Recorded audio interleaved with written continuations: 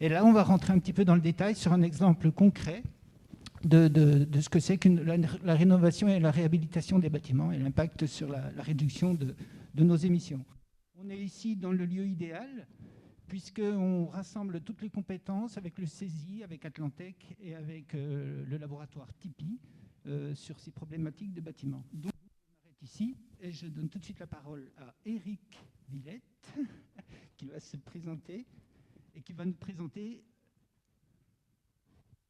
je laisse se présenter. Bonjour à tous. Donc effectivement, Éric Villette, moi j'ai en charge à la ville de La Rochelle de la direction du patrimoine bâti. Alors avant d'évoquer le groupe scolaire Lavoisier, qui est effectivement une des opérations pilotes La Rochelle territoire zéro carbone, je vais intégrer les groupes scolaires Lavoisier dans la stratégie immobilière et la politique énergétique de la ville.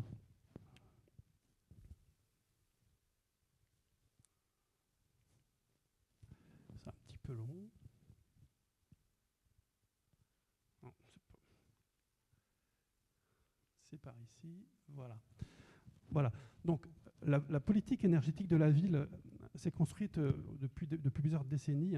Et récemment, avec le Grenelle de l'environnement, la ville de La Rochelle a souhaité se structurer et s'engager dans une démarche d'amélioration continue et se lancer dans le processus de labellisation Citergie. Donc Citergie, je ne sais pas si vous connaissez, mais c'est un véritable outil de management de l'énergie qui permet aux collectivités de se distinguer, d'évaluer leur politique territoriale. Et donc la ville et maintenant la CDA, depuis 2008, effectivement, donc, sont labellisées. Les cibles sont évolutives, elles suivent la réglementation. Elles ont été les 10 dernières années sur le Grenelle de l'environnement. Aujourd'hui, nous sommes en train de les caler sur le décret tertiaire. Et puis, bien entendu, intégrer La Rochelle territoire zéro carbone, le facteur 4, à l'horizon 2040. Alors, je vais vous présenter maintenant globalement les différents thèmes que sont abordés à la ville de La Rochelle dans sa politique énergétique. Donc Citergie, c'est un outil qui permet de travailler, mettre l'énergie au cœur de tous les domaines, de toutes les compétences. Donc qu'il s'agisse de compétences de mobilité, stationnement, les déplacements, les modes doux, la voirie, l'aménagement du territoire, l'urbanisme, le patrimoine de la collectivité, les réseaux, l'organisation, la communication. Chaque domaine est évalué tous les 4 ans. En 2013-2018, alors il s'agit là de l'évaluation de la ville. Donc on voit l'évolution en l'espace de 4 ans de l'évaluation Citergie, qui a permis d'ailleurs de maintenir cette labellisation ces 2 années. La nouvelle cible, elle est à très court terme maintenant, c'est début 2022, c'est d'atteindre un niveau moyen de 75%. En moyenne, il y aura des domaines où ils seront certainement un peu plus que 80, d'autres un petit peu moins que 80, que 75, mais globalement, d'atteindre 75%.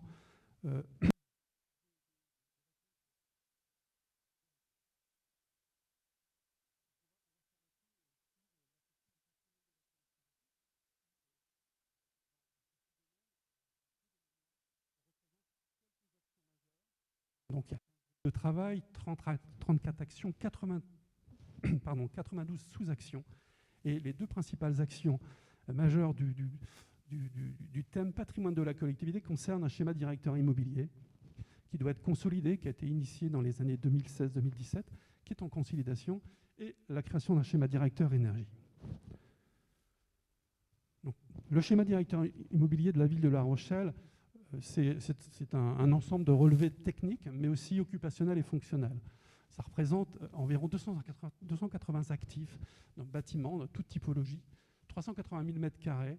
On voit ici la facture énergétique qui atteint 3,4 millions d'euros par an pour 31 gigawattheures. Ça, ce sont les relevés de 2019. Alors, cet audit a permis d'évaluer chaque équipement, chaque bâtiment, dans chaque typologie, et d'évaluer son niveau de vétusté. Vous pouvez voir sur la courbe des ordonnées l'indice de vétusté physique qui permet d'évaluer l'état du bâtiment, mais aussi sa question de la performance, les questions de conformité réglementaire. Voilà. Donc cet audit a permis d'identifier 4500 lignes d'action représentant 120 millions d'euros d'investissement. Dans un monde idéal, c'est ce qu'il faudrait faire pour pouvoir récupérer un patrimoine dans un très bon état avec un indice de vétusté très bas. On a un indice de vétusté qui a été jugé tolérable à 16,7. Et vous pouvez regarder sur la partie de droite, la partie scolaire, qui représente quand même plus de 20% du patrimoine communal, 80 000 m², qui a un indice de vétusté moyen, un peu supérieur à la moyenne du bâtiment, et c'est dans ce cadre que le groupe scolaire Lavoisier s'est. Donc voilà ici un véritable outil pour la direction du patrimoine, mais aussi nos politiques, pour choisir, organiser, planifier nos opérations de travaux. Donc pour ce qui est de Lavoisier, les axes, Florian va nous les préciser tout à l'heure, mais ils s'intègrent bien entendu dans ces 3 axes: le confort, la qualité de service, bien sûr les mises en conformité, mais aussi l'ambition LRTZC.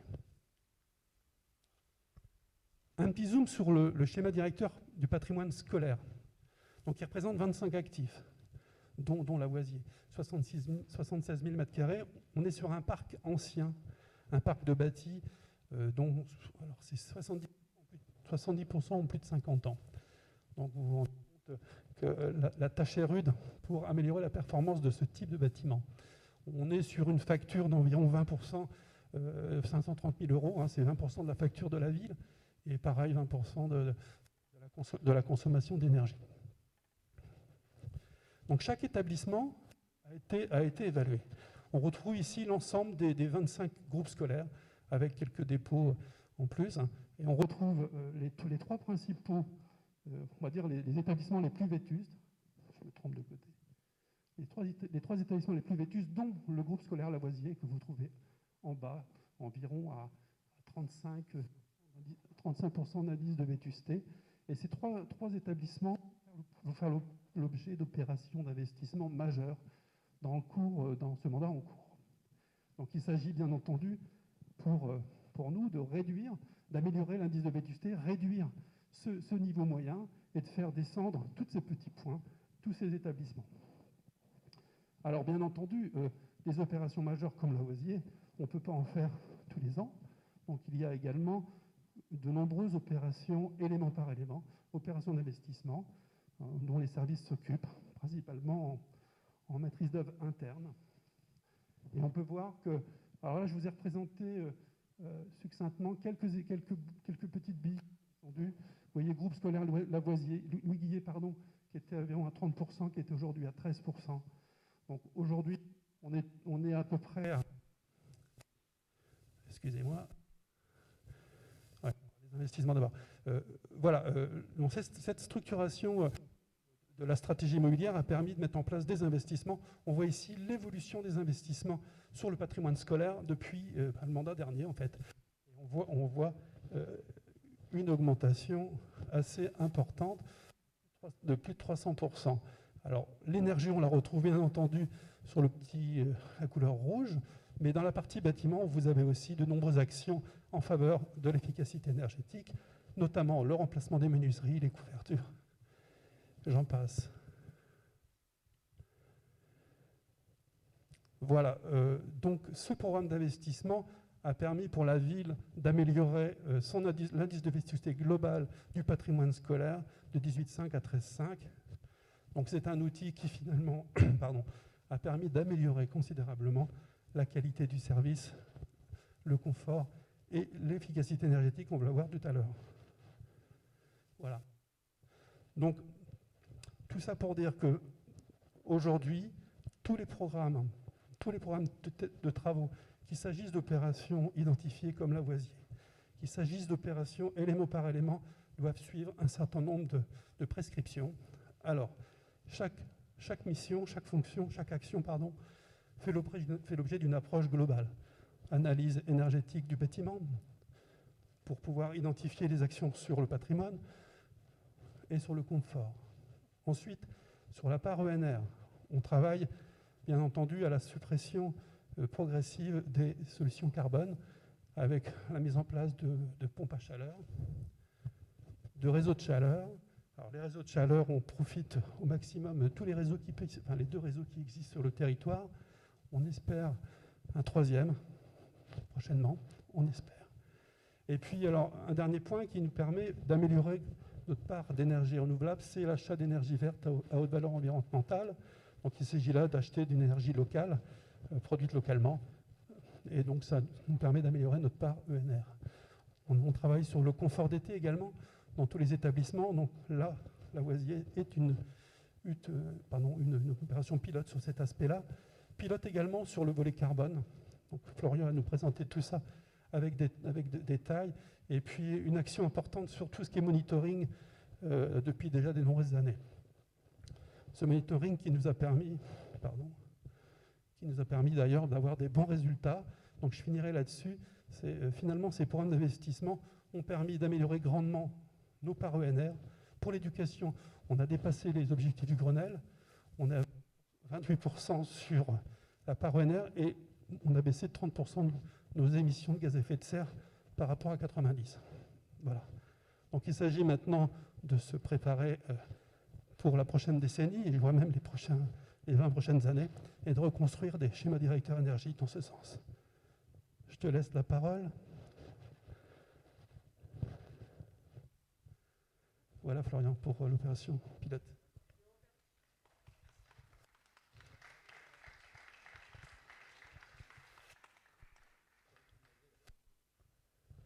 Bonjour à toutes et à tous. Alors, je vais revenir un petit peu en arrière.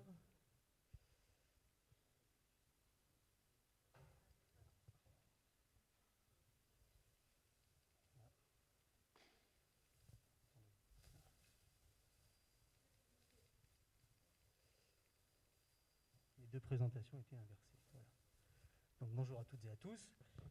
Je vais vous présenter l'opération de réhabilitation du groupe scolaire Lavoisier, comme l'a introduit Eric. Donc, c'est une opération qui se situe à La Rochelle, dans le quartier de Villeneuve-les-Salines. Ça, c'est l'image de l'architecte. On est en phase fin d'étude de conception.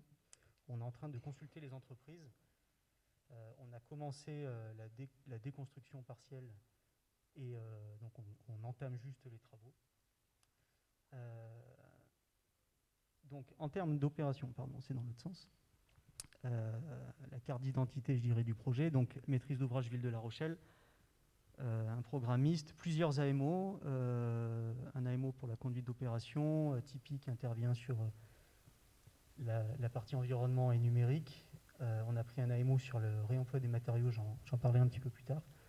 Architecte, Archi 5 avec bureau d'études Aegis et d'autres bureaux d'études, je ne vais peut-être pas tous les citer, mais ils sont quand même présentés, un contrôleur technique. Coût de travaux 9,5 millions hors taxe, surface de plancher 4500 m². En termes de planning, donc on a commencé la conception début 2020, on est en fin de phase de conception, là on consulte les entreprises, et la mise en service est prévue pour septembre 2023. Donc en haut, vous voyez l'emplacement du projet, donc Villeneuve-les-Salines qui fait l'objet d'un plan de renouvellement urbain, et dont cette opération est un petit peu une des opérations pilotes de ce plan de renouvellement urbain, je dirais. Et en dessous, vous voyez le groupe scolaire tel qu'il est fait aujourd'hui. Donc c'est un carré avec un patio central qui a été comblé au fur et à mesure des années par différents éléments programmatiques. Voilà. Donc les enjeux du projet. Alors déjà, il s'agit de structurer le bâtiment vis-à-vis de sa vétusté, tu en as parlé tout à l'heure, mais aussi vis-à-vis de l'usage du bâtiment, l'évolution des pratiques pédagogiques, l'évolution du nombre d'élèves, etc. Et profiter de cette opération pour donner plus de visibilité au quartier, d'ouvrir ce groupe scolaire sur le quartier pour qu'il ne soit pas utilisé uniquement pour des vertus uniquement pédagogiques. Il y a aussi un centre de loisirs dans ce groupe scolaire. Donc je ne l'ai pas dit, il y a école maternelle, école élémentaire et centre de loisirs, avec des espaces qui peuvent être mutualisables avec d'autres utilisateurs au niveau du quartier. Et pendant la phase de programmation, même de pré-programmation, il y a eu des ateliers qui ont été menés avec les utilisateurs du bâtiment, les riverains. Et une des ambitions, c'était de créer une école des sciences et de la nature. Le quartier de Villeneuve-les-Salines, c'est un quartier qui est bordé par une zone de marais. C'est un quartier qui est assez privilégié en termes d'emplacement. Et donc l'idée, c'était de retravailler sur ce thème-là. Et le projet, il est aussi à la bordure d'un bassin de rétention d'eau, qui est une zone naturelle assez sympa, et à côté d'un parc. Donc voilà, l'idée c'est de créer une école des sciences et de la nature aussi, de maîtriser les coûts évidemment, comme nous l'a présenté Eric. Et c'est aussi, on l'a intégré comme une opération pilote dans le cadre de La Rochelle zéro carbone. Déjà parce que c'est un projet de réhabilitation. La réhabilitation, c'est le vrai enjeu pour la réduction de l'empreinte carbone du bâtiment. Au niveau réglementaire, on fait beaucoup d'efforts sur le neuf, future réglementation, bilan carbone, mais le neuf, c'est 1% du parc. Donc en théorie, il faudrait 100 ans pour renouveler le parc. Donc c'est pas en travaillant sur le neuf qu'on va réduire le bilan carbone. On va réduire d'autres choses, on va améliorer le confort, mais on a vraiment souhaité travailler sur la réhabilitation. Donc La Rochelle zéro carbone, on a proposé 3 projets pilotes de réhabilitation. C'est des projets qui ne sont pas financés, qui ne sont pas dans la maquette financière du programme La Rochelle zéro carbone, mais qui sont autofinancés par des porteurs. Et donc celui-ci, c'est un de ces 3-là. Voilà. Et donc, quand on a posé ces enjeux-là, on a pris des décisions assez fortes dès le début, de déjà créer une démarche participative et de ne pas faire de l'écologie imposée sur ce genre de projet, donc d'intégrer au maximum les utilisateurs du projet. Ça s'est traduit au travers d'ateliers de concertation avec les utilisateurs sur la phase pré-programmation, et ça s'est poursuivi lors des étapes de conception avec les équipes pédagogiques, avec le centre de loisirs, etc. Ça, c'était hyper important et ça a été très profitable au projet. Et le deuxième parti pris, c'était de réhabiliter au lieu de démolir. Très important en termes de bilan carbone. C'est ce qu'on a fait sur ce bâtiment. Voilà, ça, c'était une halle militaire. On l'a réhabilité, on ne l'a pas démoli, on a conservé toute la structure. Donc c'est autant d'énergie grise et d'émissions de gaz à effet de serre qui sont sauvegardées. Ça peut paraître, à chaque fois ça paraît comme une contrainte, et finalement, moi, à chaque fois que j'ai vécu ça, les archis se prennent au jeu, parce qu'il y a de vrais enjeux de s'adapter au site, et donc ça pousse intellectuellement à une réflexion qui est différente. Donc, deuxième parti pris. Le troisième parti pris que je n'ai pas noté, c'était de partir vers un projet frugal. Un peu comme ici d'ailleurs, c'est un bâtiment qui n'est pas climatisé ou presque pas. Voilà. Il fallait que je la fasse, pardon. Donc c'est un projet frugal. On a eu, quand on a fait le concours, on a eu pas mal de réponses d'architectes, évidemment, on a eu pas mal de dossiers. Et le choix qu'a fait la ville sur ce dossier, c'était un choix de bâtiment plutôt frugal et pas de démonstrateur technologique. Donc voilà. Et ensuite, on a adossé à ce projet une démarche environnementale sur certains thèmes. Donc on s'est appuyé sur la certification HQE bâtiment durable, mais on n'a pas visé une certification parce que c'était quelque chose qui était assez nouveau. Le référentiel était nouveau, c'était nouveau pour la ville, c'était nouveau même pour nous en tant qu'AMO. Donc on a visé une démarche sans certification. On a identifié des thèmes qui nous paraissaient majeurs pour cette réhabilitation, donc le confort des usagers, la qualité de l'intérieur, qui est un sujet qui est extrêmement regardé au niveau de la ville de La Rochelle, la consommation énergétique et l'impact carbone. La Rochelle zéro carbone, évidemment, c'était indispensable, mais aussi des sujets qu'on avait moins l'habitude de regarder, comme l'adaptabilité du bâtiment, l'adaptabilité dans le temps vis-à-vis des usages, changement d'utilisation, extension, voilà. Un groupe scolaire, ça peut évoluer, même si ça reste un groupe scolaire. La biodiversité et la valorisation et le réemploi des matériaux. Et ce projet, on l'a mené en démarche BIM, c'est-à-dire avec une approche numérique dont je vais parler un petit peu plus tard. Donc voilà, en guise d'introduction. Donc le bâtiment, déjà quand je disais réhabiliter au lieu de démolir, la décision qui a été prise, c'est de conserver les ailes est et ouest en bleu et de démolir la partie centrale, parce qu'il y avait un vrai sujet de clarification des espaces en termes d'usage. Donc voilà, déconstruction de la partie centrale et conservation des ailes. En termes de structure, donc c'est un bâtiment poteau, poutre, plancher en béton armé qui est coulé en place. Il date des années 70, ce bâtiment. Avec quelques façades préfabriquées rapportées. Et il faisait l'objet de quelques pathologies structurelles. D'ailleurs, il y avait des défauts d'enrobage de béton ou des joints de dilatation qui avaient un petit peu mal vécu. Donc ça, c'est la stratégie en termes de réhabilitation. Et ensuite, je vous présente rapidement qu'est-ce qui a été proposé en termes d'intervention sur ce bâtiment pour obtenir une réhabilitation qui nous paraît, nous, performante et intéressante. Et ensuite, je vais rentrer un petit peu plus dans les détails des différents thèmes qu'on a identifiés dans la démarche environnementale. Donc en termes d'enveloppe, ce qu'on a proposé, c'est que sur l'existant, on allait faire de l'isolation thermique par l'extérieur avec des murs ossature bois et une isolation biosourcée. Sur l'extension, de l'ossature bois avec de l'isolation paille. C'est ce qu'il y a sur ce bâtiment à l'entrée. Là, vous êtes rentré, c'est la même chose. Bardage bois ou métal en fonction des orientations. Des claustras bois Alors, je ne sais pas si ça marche, ça. Oui, ça marche. Là, donc, ce qu'on appelle les claustras, c'est des éléments qui déjà architecturalement apportent un peu de relief, un peu de rythme à la façade, mais qui aussi apportent des protections solaires devant les menuiseries sur les façades qui sont exposées et jugées à risque. Menuiserie alu, des stores extérieurs, donc des volets roulants extérieurs motorisés pour se protéger du soleil, et une toiture végétalisée sur une partie du bâtiment, et il y a une option de toiture photovoltaïque sur une autre partie du bâtiment. Donc ça, c'est en termes d'enveloppe. En termes de lot technique, donc ce que je disais, c'est un projet qui est plutôt frugal. Déjà, au niveau de l'approvisionnement énergétique, on bénéficie de l'existant. Le bâtiment est déjà alimenté et raccordé à un réseau de chaleur urbain qui est alimenté à 70%, je crois, 74% en énergie renouvelable. Donc ça, là, on part déjà vraiment avec un avantage en termes de bilan carbone. Et ensuite, souvent dans les groupes scolaires en construction neuve, on propose de la ventilation double flux centralisée, classiquement. L'architecte avait une vraie sensibilité pour la ventilation naturelle. Donc la ventilation naturelle, c'est réduire au maximum la consommation des ventilateurs, parce qu'en double flux, on a des consommations de ventilateurs qui sont assez importantes. C'était une volonté de l'architecte, et c'était en plus très adapté aux contraintes du projet, pour pouvoir éviter des réseaux de gaines très tortueux, qui faisaient des chemins pas très simples, disons. Donc la ventilation naturelle était assez évidente pour ce projet, mais on voulait malgré tout assurer une qualité d'air intérieur impeccable sur ce projet-là.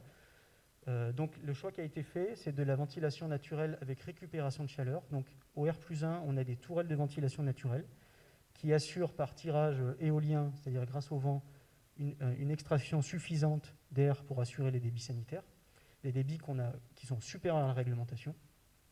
Ça marche à peu près 65% du temps en occupation. Et les 35% du temps où on n'a pas assez de tirage et qu'on n'assure pas cette qualité sanitaire, on a un relais mécanique de ventilation. Et tout ça avec une récupération de chaleur. Donc c'est à la fois vertueux et ça s'adapte très bien au projet pour éviter tous ces réseaux de gaines. Et sur le rez-de-chaussée, on a des ventilations double flux qui sont décentralisées, c'est-à-dire que dans chaque local, on a un petit groupe en façade qui vient insuffler de l'air neuf et extraire de l'air extrait avec un récupérateur de chaleur. Voilà. Tout ça, on l'a très étudié au niveau des débits, au niveau du brassage d'air, parce que la clé de décision, ce n'était pas la consommation énergétique, c'était le confort et la qualité de l'air intérieur. Donc ça, c'est sur l'aspect ventilation. Ça nous a pas mal occupé en termes d'échanges avec la maîtrise d'œuvre, avec la ville. D'ailleurs, je n'ai pas cité, et je m'en excuse, le chargé d'opération de cette opération, c'est Julien Combe, qui a fait un super boulot et qui est accompagné par France Brunel de Puzzle AMO sur la conduite d'opération et qui sont grandement responsables, je pense, de tout ce qui marche bien sur ce projet. Chauffage, donc radiateur eau chaude, centrale PV en option et store roulant motorisé. Voilà. Sur les extérieurs, donc alors là c'est pareil, il y a une vraie volonté de la ville de La Rochelle de désimperméabiliser les cours d'école. Donc c'est ce qu'on fait sur ce projet-là. J'ai pas les chiffres en tête, pardon, mais en tout cas on désimperméabilise beaucoup. Et on a travaillé vraiment sur différentes technologies de sol par rapport aux usages. Donc on a du stabilisé, du désactivé, des pavés enherbés, des copeaux de bois, pas mal de choses qui font un peu peur souvent dans les cours d'école et qui au final, quand c'est bien fait, fonctionnent très bien. Différentes strates végétales. Le projet, ce que je disais tout à l'heure, il est vraiment au bord d'un bassin d'eau qui est mis en valeur par la mise en place d'un ponton d'observation. On a une terrasse dans les arbres, on a des potagers dans les cours maternelles, cours élémentaires, on a une serre pédagogique, il y a une noue également avec des mares, et il y a une vraie volonté de l'équipe pédagogique de s'appuyer sur tous ces éléments qui ne sont pas uniquement là pour faire beau ou pour favoriser la biodiversité, ce qui est très bien, mais aussi pour les utiliser en tant que support pédagogique. Donc voilà, en termes de dispositions prises sur ce projet. Et ensuite, en termes... un point complémentaire, ce projet il a été conçu en démarche BIM. Alors, le BIM, ça doit parler à certains d'entre vous, pas forcément à tout le monde. Le BIM, c'est comment utiliser le numérique pour concevoir et exploiter des projets. Donc, au lieu d'utiliser des plans en 2D, on a des maquettes qui sont en 3D, mais ce n'est pas uniquement une maquette géométrique. La maquette intègre tout un tas d'informations, de matières, de quantités, etc. Et surtout, cette maquette, elle est utilisée par tous les acteurs du projet, ce qui permet d'éviter que chaque bureau d'études ressaisisse des quantités et fasse des erreurs. Et surtout, ça permet une compréhension immédiate du projet. Quand on fait les réunions de conception à chaque phase du projet, qu'on a une maquette 3D, tout le monde comprend tout de suite le projet. La lecture de plan, c'est parfois compliqué. Ça favorise la discussion.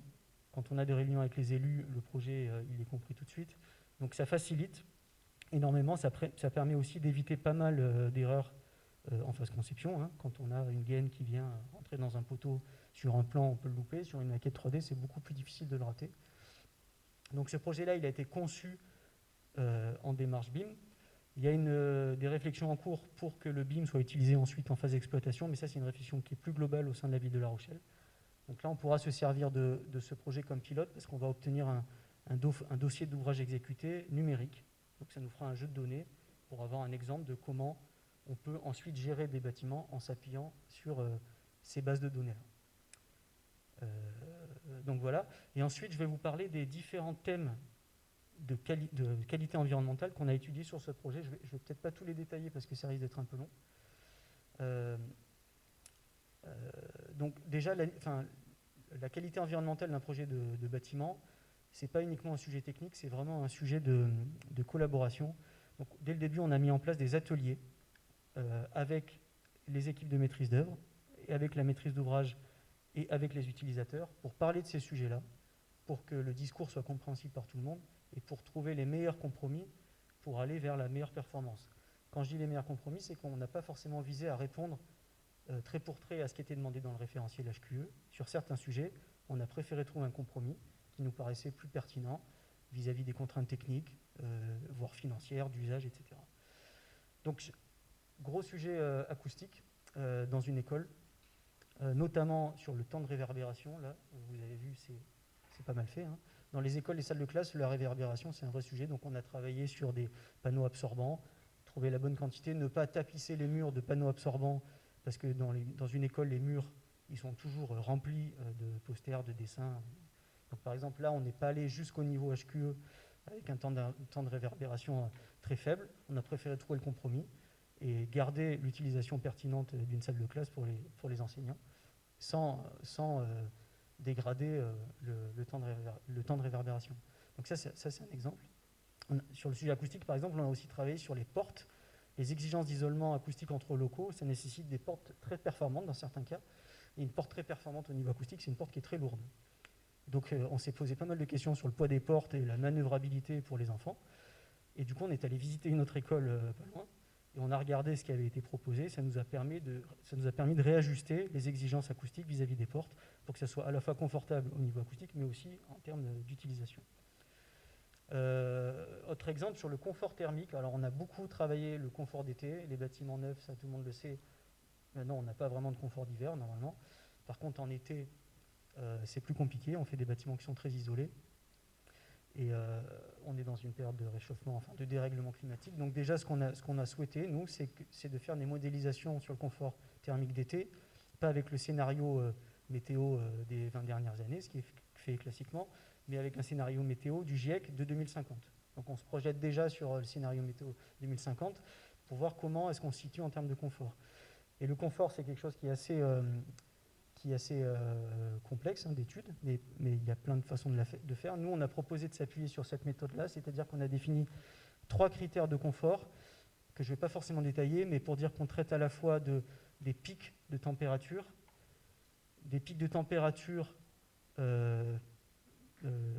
multipliés par la durée d'occurrence de ces pics de température, et également des températures maximum qu'il faut absolument ne pas dépasser. Donc on a 3 critères de confort qui sont décrits là, qu'on a étudiés dans des pièces représentatives du bâtiment pour s'assurer qu'on restait dans un niveau acceptable en termes de confort d'été. On a également fait des études assez poussées sur le confort lumineux en regardant le facteur lumière du jour. Alors, le facteur lumière du jour, c'est le rapport entre l'énergie reçue, l'éclairage naturel reçu dans une salle de classe, par exemple, vis-à-vis de l'éclairage naturel qu'on reçoit à l'extérieur. Et donc, c'est traduit en pourcentage, et ça nous permet de voir quel est le confort lumineux quand on n'allume pas la lumière. Et ça nous a permis, au-delà de faire des études, parce que le but, c'est pas de faire des études, hein, le but, c'est d'améliorer le projet, ça nous a permis de repositionner certaines menuiseries, de rajouter des impostes, de mettre en place des alaises vitrées dans les salles où il y avait un défaut d'éclairage naturel. En termes de qualité d'air, alors là c'est pareil, il y a eu beaucoup d'études là-dessus. On s'est appuyé sur la démarche Écrin. C'est une démarche qui a été développée par l'ADEME pour pouvoir accompagner la thématique de la qualité d'air sur les projets de construction, de la programmation jusqu'à l'utilisation. Chez Tipeee, on a un expert, Jérôme Nicole, qui anime cette démarche-là. On a travaillé sur le choix des matériaux en imposant des labels, enfin en s'assurant que les matériaux qu'on allait mettre en œuvre étaient évalués en termes d'émissions de composés organiques volatiles. Voilà. On l'impose quand on consulte les entreprises, et surtout, les entreprises qui nous proposent des variantes, on s'assure que les variantes proposées correspondent à ce qui est demandé. Ensuite, on a beaucoup travaillé sur la ventilation, les débits supérieurs à la réglementation, le brassage de l'air. Et ensuite, en phase chantier, il y a pas mal de choses à vérifier, obturer les gaines de ventilation, faire de la surventilation avant la mise en œuvre, etc. Donc ça a été un gros sujet. Et du coup, Aegis, le bureau d'études, a été très engagé là-dedans. Consommation énergétique et bilan carbone, donc on visait un niveau qui était assez haut. Donc sur le label E+, C-, si ça parle à quelqu'un, en gros, il y a 4 niveaux d'énergie. Nous, on obtient le niveau 3 sur 4. Donc on a un bâtiment qui est très peu consommateur. Ça, c'est ce qu'on souhaitait. Par contre, on s'est rendu compte que dans le bilan des consommations énergétiques, les cuisines représentaient une part extrêmement importante. Donc là, on a peut-être un travail à faire sur la sensibilisation, enfin en tout cas l'utilisation des cuisines. On bénéficie du réseau de chaleur alimenté en ONR à 74%. Et il y a une option sur une toiture photovoltaïque de 500 m². Et en termes d'impact carbone, donc c'est pareil, là on obtient le niveau 2.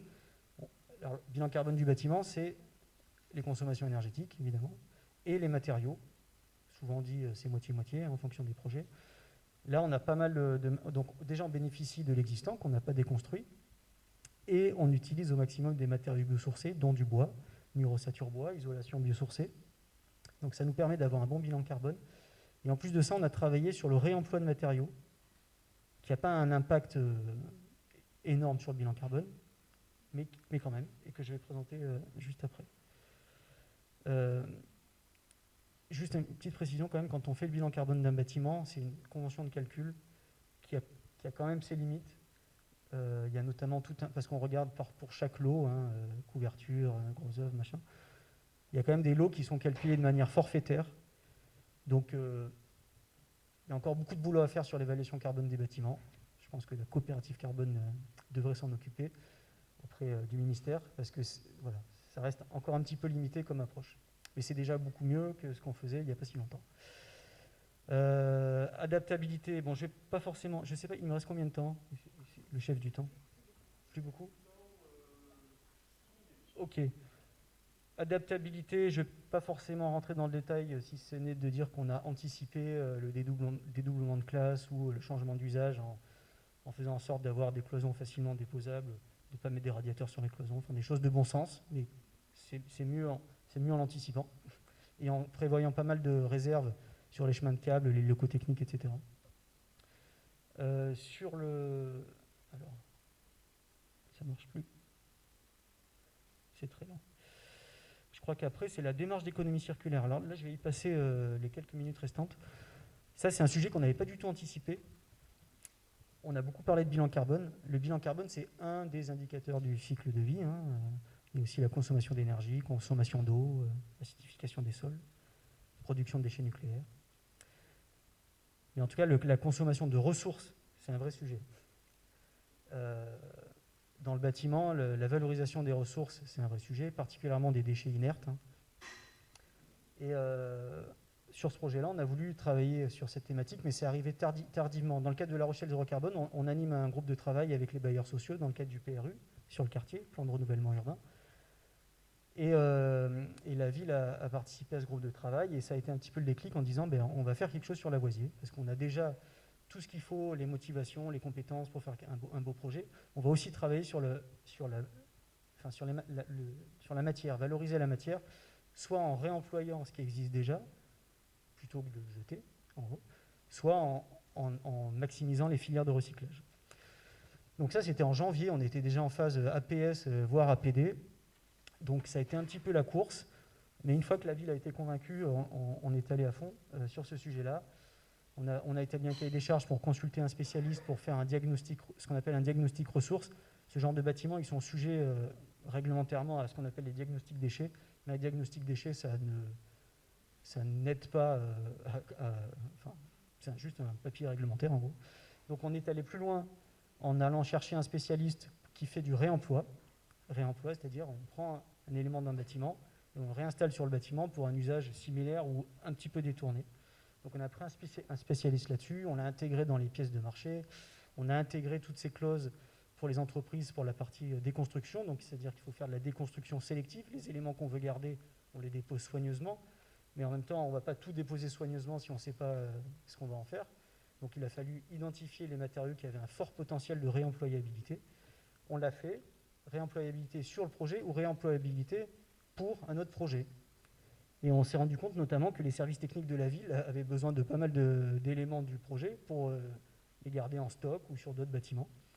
Et ça a été une bonne surprise pour tout le monde, parce que finalement tout le monde était motivé.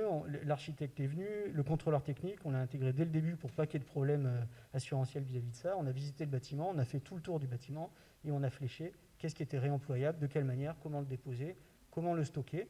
Donc comment le stocker, par exemple, on va installer 2 conteneurs de 20 pieds dans la cour d'école pendant les travaux. On va faire un magasin de matériaux. Dans les marchés pour les entreprises, on leur a demandé de chiffrer la dépose et le réemploi de ces matériaux. Transfert de responsabilité au moment où ils récupèrent le matériau. Donc tout est cadré au niveau juridique, au niveau assurantiel. Finalement, c'est pas très compliqué. Et donc ça marche très bien. Et en termes de matériaux qu'on a identifiés, j'ai mis quelques exemples. Des garde-corps, des portails, des clôtures qui peuvent être réutilisés ou ressoudés pour faire des garages à vélo, pour faire par exemple des éléments de menuiserie intérieure qui vont être réutilisés pour faire des cabanes dans les salles de classe. Donc là, on fait appel à ce qu'on appelle des makers. Il y a des acteurs locaux comme la matière qui font ça très bien. Également des éléments comme les sanitaires, les urinoirs, les éviers qui sont en parfait état, qui sont plutôt sympas. Les patères, alors les porte-manteaux, il y en a je ne sais pas combien, enfin il y a 200 élèves, donc il y a au moins 200 porte-manteaux. Ça, les porte-manteaux, dans une brocante sur l'île de Ré, je pense que ça part à prix d'or. C'est des bois exotiques, ils sont vachement sympas. Donc on a identifié tout un tas de matériaux qui vont être récupérés, déposés soigneusement, stockés sur place et remis sur le projet, plus d'autres matériaux qui vont être réutilisés par les services techniques pour d'autres projets. Donc ça, on n'a pas fait 50% de gains sur le bilan carbone. Par contre, c'est des économies de matière et c'est surtout une nouvelle façon de faire.